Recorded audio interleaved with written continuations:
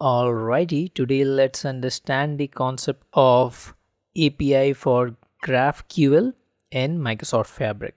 So I'll explain you in a simple term.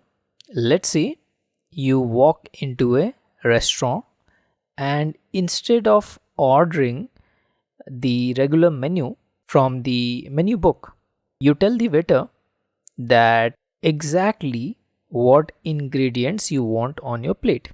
Let's say in the menu there is a mention that fruit salad doesn't contain strawberries, but on your dish, that is your customized dish, you want strawberries as well on your plate. The waiter then goes to the kitchen, picks strawberries apart from the fruit salad which they usually prepare, and at the end of the day serves you a customized dish quickly and efficiently. So in a real world Fabric, that is in Microsoft Fabric, for a GraphQL API works in a similar way.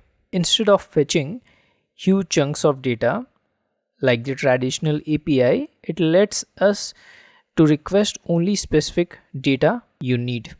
That is just like the menu book where we are more specific. We need a fruit salad. Also, Microsoft Fabric understands the request and delivers the exact information without unnecessary extras. Right? If we have ordered fruit salad, we don't want to see any vegetables there, right? So that is the unnecessary extras which we don't want. Also, using API for GraphQL makes data retrieval faster and more efficient, especially when dealing with large databases. So that's what goes for the theory part.